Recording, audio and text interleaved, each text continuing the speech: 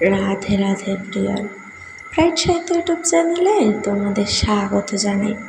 ফিরে পাওয়া পার্ট 1, লেখক বিসর্গ অভি, কণ্ঠে এসএম। ব্রাইট সাহিত্য ইউটিউব চ্যানেলে নতুন হয়ে থাকলে চ্যানেলটিকে সাবস্ক্রাইব করে বেল আইকনটি প্রেস করে রেখো। কিছু ভুল ত্রুটি হলে ক্ষমা করে দিও। তো চলো বেশি কথা না বলে গল্প শুরু করি। তুমি আজকেও চুপ করে থাকবে? খুব শান্ত স্বরে বলল অনু। একটা দীর্ঘ নিঃশ্বাস ফেলল মাহি, তারপর বলল, কি বলবো? কিছু বলার নেই তোমার? অনু মুড়মুড় হয়ে বলল, একটা কথা কি জানো অনু, অনেক সময় মনের ভেতর অনেক কথা থাকলেও সেগুলো প্রকাশ করতে ইচ্ছে করে না। মাহি নির্লিপ্তভাবে বলল। তারপর দুজনের কেউই কিছুক্ষণ কথা বলল না।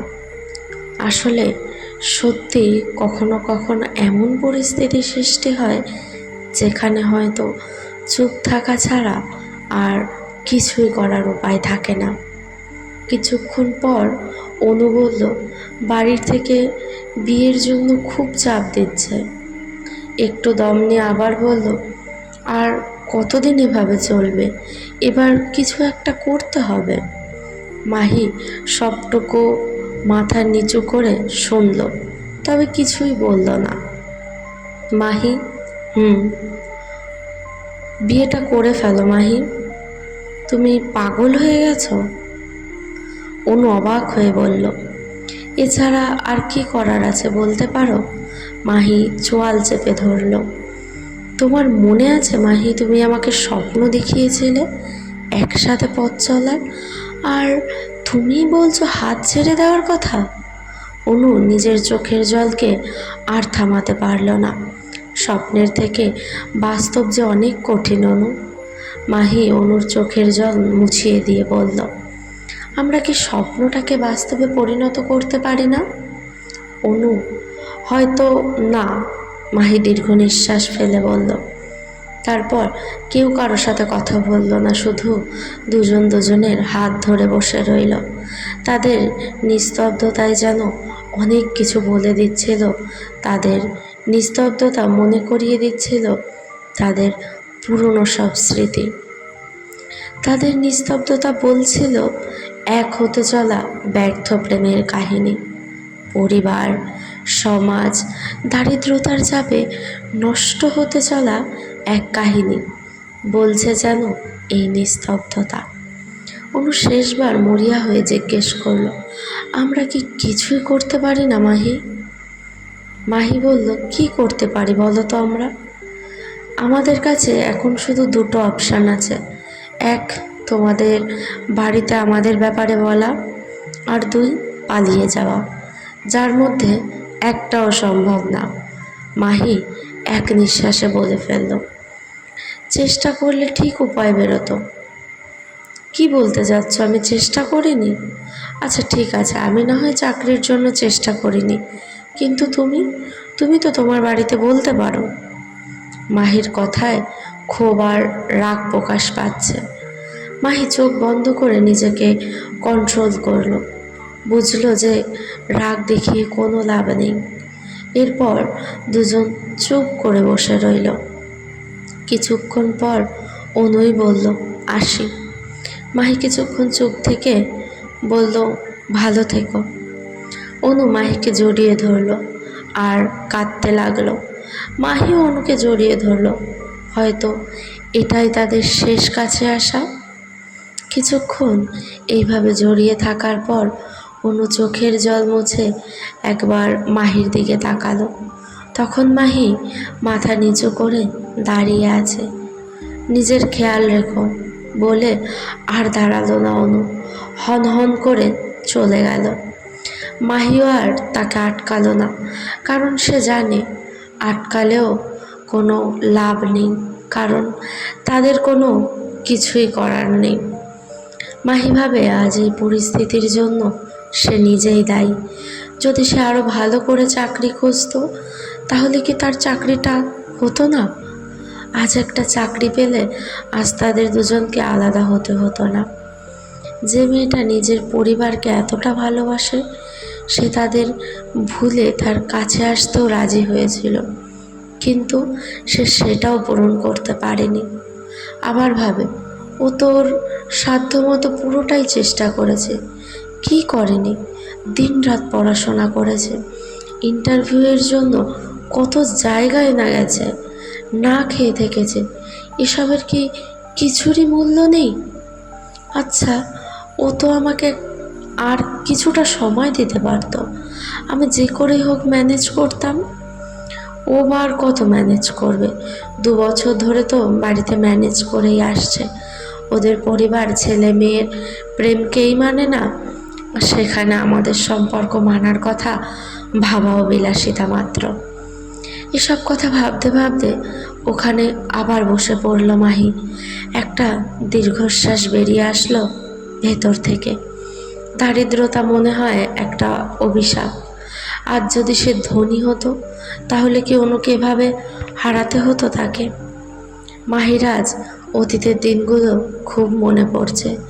কত না সুন্দর মুহূর্ত ছিল সেই দিনগুলো। ওদের সম্পর্কের আজ 5 বছর চলছে। 5 বছরের এই সম্পর্কে কত না মধুর স্মৃতি স্বপ্ন জড়িয়ে আছে, আর আজ তা বিলুপ্তির পথে। স্বপ্নেরা কোথায় যেন হারিয়ে গেছে বাস্তবতার কাছে পরাজিত হয়ে। মাহির ওই দিনটার কথা খুব মনে পড়ে, যেদিন ওদের প্রথম দেখা হয়েছিল। মাহি তখন মাস্টার্স প্রথম বর্ষে পড়ছে। সংসারে মা বাবা আর একটা বোন আছে। বাবা কাজ করে একটা মোটর গ্যারেজে, আর মা সেলাই করে তাদের দুজনে যা টাকা পায় তাতে কোনো রকম খাওয়া দাওয়ার যে কোনো একজনের পড়াশোনার খরচ চলে। দুজনের পড়াশোনা চালানো অসম্ভব, তাই মাহি ওই টাকাটা বোনের পড়াশোনায় খরচ করার জন্য বাবাকে বলে। আর সে কলেজে পড়ার সময় টিউশন পড়াতে শুরু করে। এতে নিজের পড়াশোনার খরচটা উঠে আসে, আর মাঝে মাঝে বাড়িতেও যথাসাধ্য দেওয়ার চেষ্টা করে। তবু যে খুব সচ্ছলভাবে চলছিল তা না। এভাবেই দিন কাটছিল। মাহি সময় পেলে মাঝে মাঝে একটা পার্কে যেত। যখন ক্লান্ত লাগতো তখন এখানে এসে বসে থাকতো। এই পার্কটা অনেকটা নির্জন, তাই মাহির এই পরিবেশটা ভালো লাগে। এরকম একদিন মাহি এসে পার্কে চোখ বন্ধ করে বসেছিল। এমন সময় একটা মেয়ের গলার আওয়াজ শুনতে পেল। ও চোখ খুলে মেয়েটার দিকে তাকিয়ে অবাক হয়ে গেল। এত সুন্দর দেখতে কোনো মেয়ে কিভাবে হয়?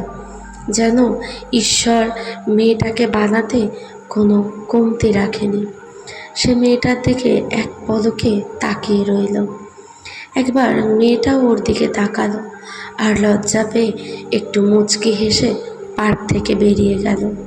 মেয়েটাকে যতক্ষণ না দেখা যায় ততক্ষণ সে ওদিকে তাকিয়ে রইল। মাহি নিজের মাথা চুলকে ভাবল, মেয়েটা তো চলে গেল, এরপর কি দেখা পাবো? না না, পাবো, দেখি।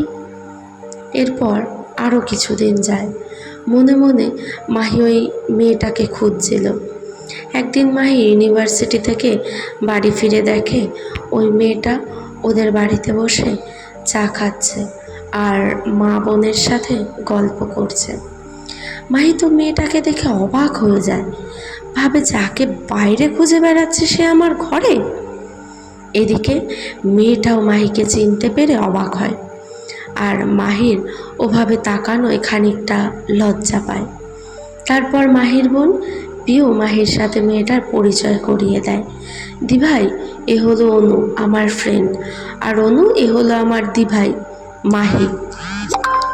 পিউ বলে, হ্যালো অনু। হ্যালো, তো ম্যাডামের নাম মাহি, ওয়াও নাইস নেম। এরপর মাহি ঘরে চলে যায় আর ভাবে, না ঠিক আছে, আমার বোনের ফ্রেন্ড, তাহলে মাঝে মাঝে দেখা হবে। এদিকে অনু ভাবছে ওনার নাম তাহলে মাহি। মানুষটার মতো নামটাও দারুণ। ইনি তাহলে পিউর দিদি। আচ্ছা, তাহলে তো ভালোই হয়। আসলে আমাদের অনুও কিন্তু মাহির ওপর খুব ক্রাশ খেয়েছে। এরপর অনু কিছুক্ষণ পর বাড়ি চলে যায়। মাহি ফ্রেশ হয়ে বাইরে এসে দেখে অনু চলে গেছে। এতে মাহির মন কিছুটা খারাপ হয়, কিন্তু মেয়ের বাবা একটু ফ্রেশ হওয়ার টাইমও দেয় না। এত তাড়াতাড়ি যাওয়া লাগে। অবশ্য ও কী করে জানবে যে আমি ওকে পছন্দ করি, আর ও তো আমাকে পছন্দ করে না। এসব ভাবতে ভাবতে মাহি ওর মাকে জিজ্ঞেস করলো, মা পিউ কই গেল? পিউ তো ঘরে আছে, কেন রে? আরে না কিছু না, একটা কথা জিজ্ঞেস করার ছিল। ও তো ঘরে আছে, যা ঘরে। যাচ্ছি। এই বলে মাহি পিহুর ঘরের দিকে গেল। কি করিস পিউ? আরে তুই এখানে? পিউ অবাক হয়ে বলল, কারণ মাহি সাধারণত ওর ঘরে যায় না। কেন, আসতে পারি না নাকি? আরে না, বল। আচ্ছা, ওই মেয়েটা তোর কোন ফ্রেন্ড রে? আগে তো দেখিনি কখনো। আচ্ছা, তো আমার ফ্রেন্ডের খোঁজ নিতে এসেছিস? সেটাই তো বলি। পিউ মজা করে বলতে বলতে মাহির দিকে তাকাতে চুপ করে গেল, কারণ মাহি ওর চোখ গরম করে তাকিয়েছিল। না মানে অনু আমার নতুন ফ্রেন্ড। ও এতদিন মুম্বাইতে ছিল, এবার আমাদের কলেজে ভর্তি হয়েছে। মেয়েটা খুব ভালো, কোনো অহংকার নেই। 1 মাসে আমাদের সাথে খুব ভালোভাবে মিশে গেছে। পিউ ঘর ঘর করে বলল। মাহি কিছু না বলে বাইরে বেরিয়ে এলো, আর বেরিয়েই একটা মুচকি হাসি দিয়ে নিজের ঘরে চলে গেল। আর পিউ একটা নিঃশ্বাস ছাড়লো, আর মনে মনে বলতে লাগলো, কার সামনে যে মজা করতে যাচ্ছিলাম ভগবান। আচ্ছা, ব্যাপার কি দিভাই হঠাৎ অনুর খোঁজ কেন করছে? কোনো গন্ডগোল নেই তো? ওই হিটলারকে জিজ্ঞেস করাও যাবে না, জিজ্ঞেস করলে রাগ দেখাবে। আমার ভাগ্যে জুটেছে এক হিটলার মার্কা দিদি। দূর, তবে অনু আমার বৌদি হলে খারাপ কিছু হবে না, হি হি হি। তবে অনু যদি স্ট্রেট হয়, যাই হোক, কি হয় পরে দেখা যাবে। আসলে মাহির পরিবারের সবাই জানে যে মাহি মেয়েদের পছন্দ করে, আর পিউ মাহিকে পুরো জমের মতো ভয় পায়, অবশ্য ভালোবাসে। এরপর আরও কিছুদিন যায়। এর মধ্যে অনু মাহিদের বাড়িতে এসেছিল পিউর নোট কালেক্ট করার জন্য। আর একটা কারণ তো আছে, কিন্তু যে কারণে মেইন আসা সেটা পূরণ হয়নি, কারণ মাহি তখন টিউশন পড়াতে গিয়েছিল। এভাবে সরস্বতী পুজো চলে আসে। সরস্বতী পুজোর জন্য মাহির টিউশন বন্ধ, তাই সে স্নান করে বিছানায় শুয়ে আছে। আর পিউ সে সকালে উঠে সাজতে বসেছে কলেজে অঞ্জলি দিতে যাওয়ার জন্য। এর মধ্যে অনু সেজে মাহিদের বাড়ি এসেছে। এসে দেখে পিউ এখনও রেডি হয়নি। মাহির মা ওকে রেডি করে দিচ্ছে। এটা দেখে অনু বলল, আর কতক্ষণ লাগবে মেরি মা? তুই কি অঞ্জলি শেষ হয়ে যেতে চাস? আরে একটু দাঁড়া না, আর অল্প, তুই বস। পিউ অনুকে বলল। আন্টি, ওকে এত সাজাবেন না, দেখবেন কোন ছেলে পালিয়ে নিয়ে যাবে। অনু হাসতে হাসতে বলল, তোকে তো আমি পরে দেখছি। আর কি বলছিস, আমাকে পালিয়ে নিয়ে যাবে? তোর জন্য তো এমনিতেই গোটা কলেজ পাগল, আজ তো পুরো উল্টে পড়ে থাকবে, আর তুই আমাকে বলছিস? আসলে অনুকে সত্যিই খুব সুন্দর লাগছে। ও সাদা লাল পেরে শাড়ি পরেছে, চুলগুলো ছেড়ে দিয়েছে, লাল টিপ গলায়, জাস্ট একটা মালা কানে, সিম্পল দুল। এক কথায় অনুকে সাধারণ সাজে অসাধারণ লাগছে। অবশ্য আমাদের পিউকেও কিন্তু কম সুন্দর লাগছে না। অনু কিছু বলার আগেই মাহির মা ধমক দিল, এই তোরা থাম তো, সারাদিন চড়ুই পাখির মতো ঝগড়া করে, চুপ কর একটু। ধমক শুনে দুজনে চুপ করে গেল, আর অনু পিউকে হেল্প করতে লাগলো। কিছুক্ষণ পর অনু জিজ্ঞেস করলো, আচ্ছা আন্টি, আঙ্কেল কোথায়? ও তোমার আঙ্কেল একটা কাজে বাইরে গেছে। ও বলে অনু ভাবতে লাগলো, আচ্ছা উনি কি আজকেও বাড়িতে নেই, নাকি আজকের দিনেও কি টিউশন আছে নাকি? আচ্ছা আন্টিকে কি জিজ্ঞেস করব? না না, উনি আবার কি না কি ভাববে, কিন্তু আমার তো ওনাকে দেখতে ইচ্ছে করছে, কতদিন ধরে দেখি না। না, পিউকে জিজ্ঞেস করি। আচ্ছা পিউ, না মানে তোর দিভাই কি আজকেও টিউশন পড়াতে গেছে? অনু ইতস্তত করে জিজ্ঞেস করলো। না রে, দিভাই মনে হয় ঘরে আছে। ওহ, হঠাৎ দিভাইয়ের খোঁজ নিচ্ছে, কি ব্যাপার? গন্ডগোল মনে হচ্ছে, পিউ মনে মনে ভাবলো। মা, পিউর কত দূর হলো? এই মেয়েগুলো এত কি সাজে কে জানে? মাহি বলতে বলতে ঘরে ঢুকলো। এটা আমারও জিজ্ঞাস্য, এই মেয়েদের সাজতে এতক্ষণ কেন লাগে? অবশ্য আমিও মেয়ে, তবুও বুঝি না। আর ঘরে ঢুকে তার চোখগুলো অনুর দিকে আটকে গেল, যেন সে কোনো এক পরীকে দেখছে, আর ভাবছে এই মেয়েটা মনে হয় আমাকে মারার প্ল্যান আছে। এত সাজার কি আছে? আজ তো মনে হয় সব ছেলেই একে প্রপোজ করবে। কার জন্য সেজেছে? এত বয়ফ্রেন্ড আছে নাকি ওর? থাকতেই পারে, এত সুন্দর একটা মেয়ের বয়ফ্রেন্ড নেই নাকি? এটা ভেবে মাহির মন খারাপ হয়ে গেল, আর সে চোখটা সরিয়ে নিল। এতক্ষণ অনু মাহির এক দৃষ্টিতে তাকিয়ে থাকা লক্ষ্য করেছিল, আর ওর খুব ভালো লাগছিল যে মাহি ওর দিকে তাকিয়ে আছে। কিন্তু এখন মাহির চোখ সরিয়ে নেওয়ায় ও একটু কষ্ট পেল। এদিকে পিউ বলল, এই তো হয়ে গেছে। দিভাই, তুই কই যাবি অঞ্জলি দিতে? আমি দেখি এখনো ঠিক করিনি। আমি বলছিলাম কি, আমাদের কলেজে চলুন না। ওহো, কি প্রেম, কি প্রেম! পিউ মনে মনে বলে মুচকি হাসলো। হ্যাঁ মাহি, যা অঞ্জলি দিয়ে চলে আসিস, মাহির মা বলল। গেলে যাওয়াই যায়, আমার কিছু ফ্রেন্ডও আসবে বলছিল, গেলে দেখা হবে। বন্ধুর সাথে দেখা হবে নাকি সেটা কি আমি বুঝি না। যাই হোক, আমার দিদিটা একটু প্রেমে পড়লে মন্দ হয় না, যদি নাকের ডগায় রাগটা একটু কমে। পিউ মনে মনে ভাবছে। হ্যাঁ দি ভাই, চল। আচ্ছা ঠিক আছে, তুই রেডি হ, আমি রেডি হয়ে আসছি। এই বলে মাহি অনুর দিকে একবার তাকিয়ে চলে গেল। মাহি রেডি হতে হতে ভাবতে লাগলো, আচ্ছা ও আমাকে যেতে বললো কেন? তাহলে কি ও, না, এখনই এত ভাবা উচিত নয়। ও তো আমার মতো নাও হতে পারে, আর তাছাড়া ওরা অনেক বড় লোক, আমার এসব ভাবা ঠিক হচ্ছে না। কিন্তু মেয়েটা সামনে আসলে নিজেকে কন্ট্রোল করতে পারি না, মনে শুধু হয় ওর দিকেই তাকিয়ে থাকি। কী রে দিভাই, আর কতক্ষণ? তখন তো খুব বললি, পিউ চিৎকার করে বলল। আসছি বলে মাহি বেরিয়ে এলো। আর এবার মাহিকে দেখে অনুর হার্টবিট বেড়ে গেল। আসলে মাহিকে হলুদ কুর্তা পাঞ্জাবিতে একদম হিরো হিরো লাগছে। ও মাহিতে এতই মগ্ন ছিল যে কখন মাহি তার সামনে এসে দাঁড়িয়েছে সে লক্ষ্যই করেনি। পিউরটাকে ওর সম্মতি ফেরে, কী রে, এখানেই দাঁড়িয়ে থাকবি? হুম চল, অনু লজ্জা পেয়ে বলল। আচ্ছা আসি আন্টি। আসি মা, পিউ বলল। বাইরে বেরিয়ে মাহি বলল, কিসে যাবে? বাসে যেতে হবে, এছাড়া আর কি উপায় আছে? পিউ হতাশ স্বরে বলল, বাসে যাওয়া লাগবে না, অভি আসছে, বাইকে যাওয়া যাবে, তোদের কোনো সমস্যা না হলে। মাহি অনুর দিকে তাকিয়ে বলল, অভি হলো মাহির ফ্রেন্ড, বলতে গেলে ফ্রেন্ড কম ভাই বেশি। না না, সমস্যা কি?